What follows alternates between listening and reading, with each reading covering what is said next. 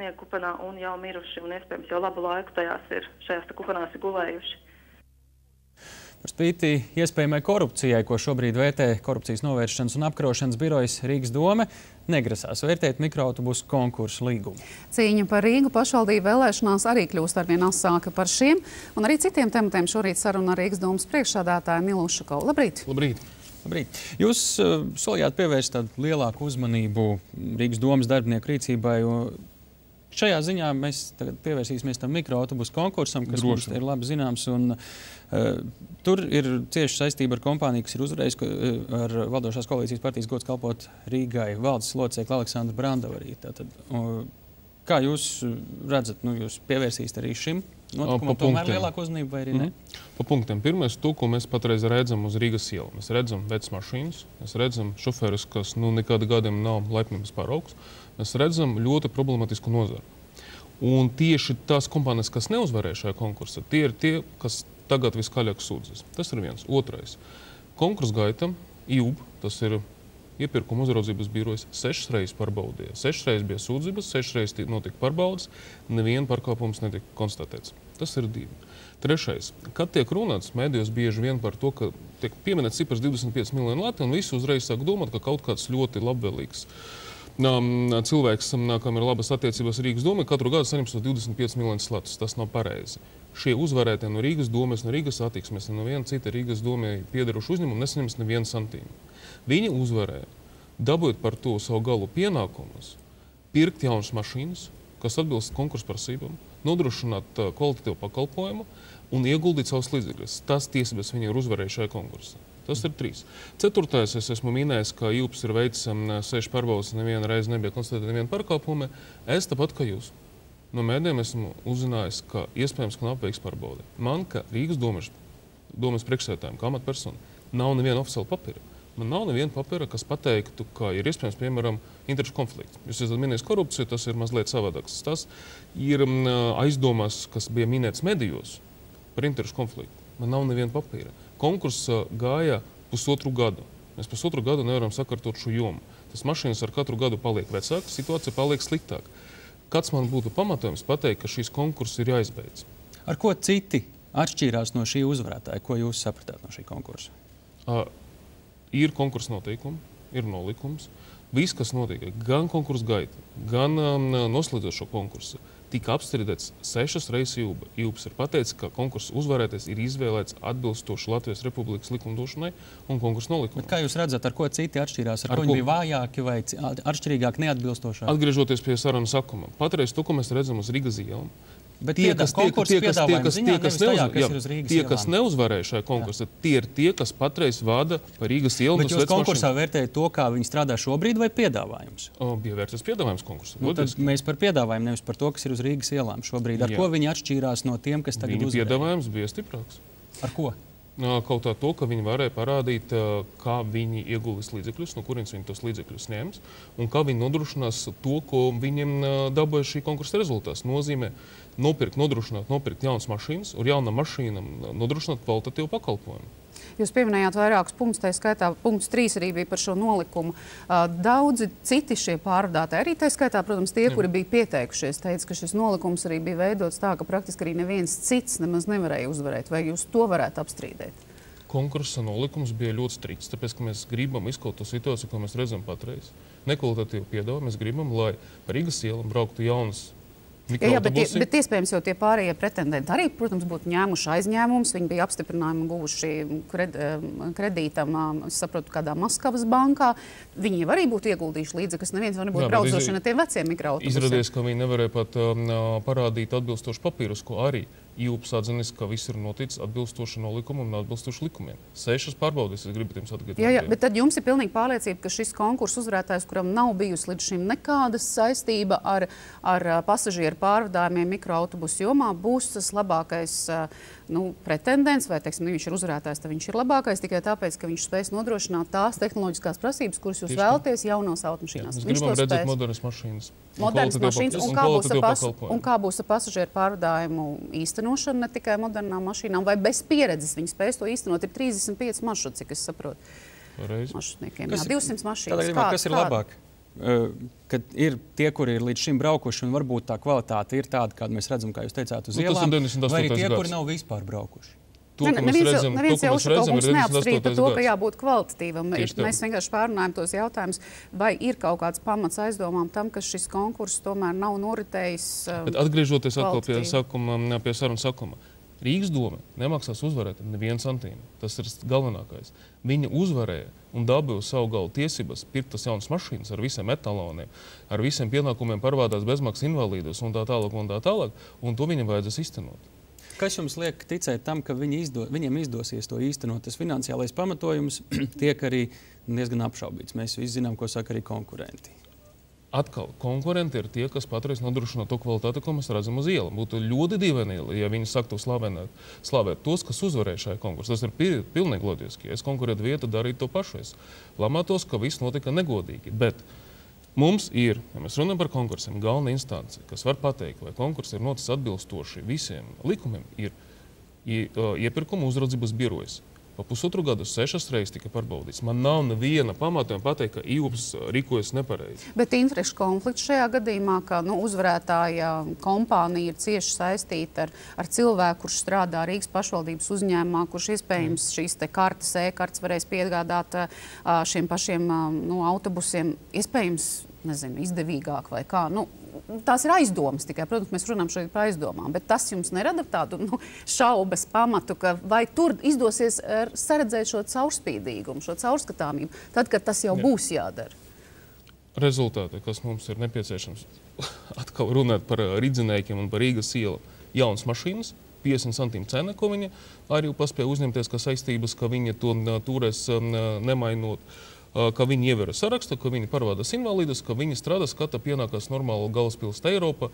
Jā, to jūs arī jau teicāt, bet jautājums par to, kā tas tiks īstenots. Vai Rīgas doma atbalstīs kaut kādā veidā, vai šis uzvarētājs pilnīgi pats visu nodrošinās? Absolūti pilnīgi visu. Mēs nekādā gadījumā nevaram nodrošināt viņiem nekādas subsidijas, jo Rīgas satiksmē tiek subsidēt tikai sociālas programmas viss. Šīs pakalpojums ir paaugstināta komforta pakalpojums, viņš nekādā gadījumā nevar būt subsidēts no Rīgas domas vai no Rīgas satiksmes. Tas nozīmē, ja viņam kaut kas nesanāks, viņi paņem savas mašīnas un ies prom un strādās ar tā mašīnu kaut kur Polijā. Tas ir viss. Tas, vai viņiem izdosies šim uzņēmumam praksē īstenot tās saistības, par kurām viņi finansiāli ir teikuši, ka viņi tiks galā. To pierādīs praksa. Bet ja praksa pierāda, ka viņi netiek galā, ko dara Rīgas pašvaldība? Piešprices ir? Nav? Nē. Tādā gadījumā? Punkts numur 1. Nē, tie ir viņa mikroautobusi. Tie ir viņa mikroautobusi, ko viņi nopirks un piederas viņiem. Punkts numur 1. Nekādas subsidijas, nekāda gadījuma viņiem netiks dotas. Tas ir absolūti skaidrs. Otrs, ja viņi nevarēs pildīt savus uzņēmuma saistības, tad viņam tiks pateikts paldies par darbu. Un viņi ar saviem jauniem mikroautobusiem varēs braukt, nezinu, kaut kur Polijā vai Lietuvā vai jebkura cita vieta, kur viņi varēs ar tiem mikroautobusiem, kas piederas viņiem, nodarboties ar uzņēmējdarbību. Un kā Rīgā tiks nodrošināt mikroautobusu? Sludināsim vēlreiz.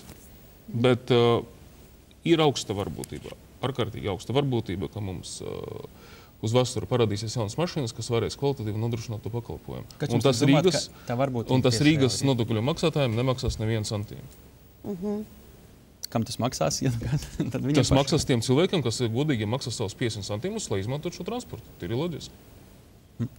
Puteņa brīvbiļetes, tās tagad tautā ir guvušas nosaukumu. Jā, romantisks nosaukums. Ļauj bez maksas tātad braukt autovadītājiem ar tehnisko pasīti sniega laikā. Cik autovadītāji jūs esat jau stāstījuši, ir izmantojuši šo iespēju? Cik Rīgas satiksmē tas izmaksā? Neko. Jo atkal, Rīgas satiksmē tas varētu izmaksāt tikai pie nosacījumiem, ja mēs runājam par niegotiem ienākumiem. Šajā situācijā mēs nevaram izmantot šo iedzīvumu, jo tie cilvēki, kas parādot tehnisko pasi, izmantojas sabiedrisko transportu. Viņi pie citiem apstākļiem paliktu pie sevis mašīnu un brauktu uz pilsētas centru ar mašīnu. Līdz ar to viņi nesamaksātu tos 50 centīmus Rīgas satiksmē. Līdz ar to iedzēnas sniegotie ieņēmumi nav attiecināms uz šo eksperimentu. Bet vai tas nozīmē to, ka ja es ziemā, un es zinu daudzus, kur ziemā ar savu mašīnu nebrauc un ieraugu šīs brīvdienas, tehniskā pasīta kabatā un prom, tie nav zaudējumi. Viņi nemaksā tajā brīdī par sabiedrisko transportu. Cik tās dienās viņi maksā? Šodien, piemēram, viņi maksā, rīt būs putenis, viņi nemaksā. Jebkura sistēma, kas ir saistīta ar sociālajiem pabalstiem, ar nodokļiem, ar tam pašam brīvbiļetiem, vienmēr ir procents cilvēku, kas to sistēmu piekraps. Tas ir absolūti skaidrs. Ja mēs gribētu, lai nebūtu neviens cilvēks, kas mēģinātu piekrapt šo sistēmu, tad mēs nemaksātu nekādu nodokli, mēs atvainojamies pabalsts, tad mēs nevaram arī nodrošināt tādus pakalpojumus. Ir, protams, cilvēki, kas izmanto kaut kāds vecs dokuments un braukā bezmaksas kā skolēnē vai kā nestrādājuši pensionē, tā vienmēr ir, tā vienmēr būs. Bet mums ir galvenais, ka mēs redzam, ka 25,000 braucienu bija reģistrēti pēdējā diena. Sakiet, kā tas skaitlis tiek saskaitīts? Tas skaitlis tiek saskaitīts kontrole. Kontrole pārbauda vidēji 10% no pasažieru plūsmas. Un viņi saskaitīja, ka kontroles laikā apmēram 2500 cilvēki bija reģistrēti, ka tie braucēji ar tehniskam pasam. Tas reiz 10 dot aptuveni to skaitu 25,000, jo viņi pārbauda 10% no visas plūsmas.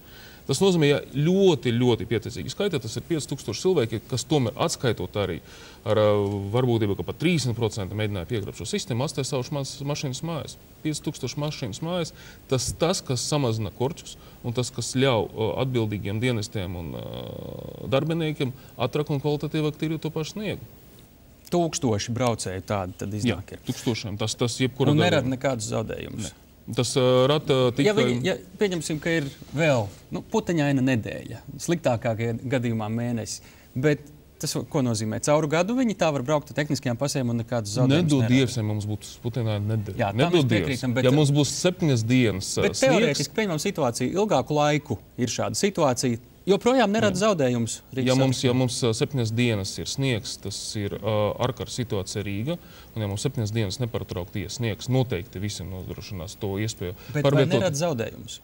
Mums zaudējumi būs visur. Ne. Zaudējumus tas neradīs, tāpēc, ka mums vispār vajadzēs domāt, kādā veidā izturīt pilsētā, ja mums 7 dienas iesniegs. Tas būs pavisam cits stāsts. Bet Rīgas satiksmei zaudējumus tas nerada. Tāpēc, ka tie cilvēki savādāk, viņi tik un tā stāvēt korķos, maksājot par degvielu, bet nemaksājot tik un tā Rīgas satiksmei, nepērkot viņu biļetes. Tas ir tas galvenais. Un ja netiek radīti šie zaudējumi, tad varbūt tas tiek plānots arī ieviest vispār kā satiksmes regulējošs mehānisms arī citos gada laikos. Nē, ja mēs ļausim kaut kādu iemeslu dēļ, piemēram, cilvēkiem izmantot to regulāru, tad, protams, viņam tie tādam atlaidēm pielāgosies. Tas ir absolūti skaidrs, bet neviens nevar prognozēt, ka tieši otrdien, šonedēļ vai trešdien, nākamnedēļ būs sniegs. Un līdz ar to, cilvēkam dot iespēju atstāt mašīnu. Mēs vienkārši negribam viņu redzēt tajā dienā ar mašīnu Rīgas ielas, lai samazināsim tos korķus, lai viņš to izmanto. Pēdējo laiku skandāls vēl ir bijis par algu būtisku palielināšanu valsts kapitāla sabiedrībās. Kā jūs vērtējat, vai ir jānosaka šādi konkrēti algu griezti, kas nedrīkstētu pārsniegt? Es domāju, ka tas ir no vienas puses katras konkrētas ministrijas un katra konkrēta ministra atbildība ļaut vai neļaut paaugstināt atalgojumu. Piemēram, mēs arī drīkstam paaugstināt mūsu kapitāla sabiedrību vadītājiem atalgojumu. Mums nevienam nav paaugstināts un arī netiek plānots. Mēs paaugstinājām šogad bērnu dārzu pedagogiem, setniekiem, šoferiem un sociāliem darbiniekiem. Bet šis paaugstinājums, ko mēs redzējām, piemēram, Latvijas Energo vadītājiem no 2,5 nepilniem 3000 līdz 8 darbu amata savienošanas kārtībā. Pēc būtības tas ir samērīgs paaugstinājums, jūsuprāt? Ja tam sekotu tāds pats paaugstinājums Latvijas Energo darbiniekiem, tas būtu samērīgs. Ja katrs elektrītis saņemtu 2 vai 2,5 lielāku algu, ņemot vērā uzņēmumu radītājus, droši vien tas būtu situācija krietni viennozīmīgāka. Tātad šajā gadījumā, ja neseko nekas? Es neesmu ekonomikas ministrs, lai pateiktu, vai šīs uzņēmuma vadītājs ir pelnījis 3,5 lielāku algu, bet izskatās no malas, ka vajadzētu tomēr sākt ar darbinieku un pēc tam ķerties pie vadītāja. Tas ir mans viedoklis. Jā, ir tāda pašvaldības uzņēmuma amatpersona kā Brandau kungs. Viņam arī ap 8000 minimālos mēnesī ienākumi. Tas ir atbilstoši? Bet ne no Rīgas satiksmes. Ne no Rīgas satiksmes. Viņš Rīgas satiksmi tādu atalgojumu nav saņēmis nekad pēdējos gados. Ko viņš ir saņēmis iepriekšējos sasaukumus, to man grūti komentēt. Un vēl beidzamais jautājums ir par to, ka jūs pirms mēneša 900 sekundēs minējāt, ka iespējams saskaņas centrs varētu iestāties par šo eiro ieviešanas jautājumu. Vai ir kaut kādas iniciatīvas plānotas tomēr? Patreiz mēs vērojam situāciju, ja mēs redzēsim, ka tiks plānota padomju stila propaganda par eiro, nevis normāla informatīva kampaņa. Mēs redzēsim visu to attieksmi tieši pret Latvijas iedzīvotāju, kuriem netiks atļauts lemt par to, kādai ir jābūt valūtai Latvijā, Latvijām ar eiro. tad ir augsta varbūtība, ka mēs pieprasīsim referendumu. Bet šodien ir 14. datums, jūs teicāt, līdz 31. janvārim jūs tad rosinātu. Ļoti pareizi, vēl 2 nedēļas. Jā, bet cik ilgi jūs tad vērosiet šo situāciju šobrīd? Jūs domājat, būs tik masīva kampaņa, lai jūs varētu to izvērtēt, vai šis lēmums vienkārši nav pieņemts, kā jūs rīkosieties? Nē, patreiz Saeimas frakcijā vēlreiz vērt situāciju, tā mēs redzam vienu no citiem opozīcijas partijām plānā satikties ar premjerministru un vispār atcelt tas tikšanas. Līdz ar to situācija mainās, bet diemžēl ne uz labāku pusi. Paldies par sarunu. Šorīt mūsu studijā Rīgas domas mērs Nils Ušakovs, un mēs turpinām 900 sekundes. Un turpinām ar notikumiem no ārvalsts.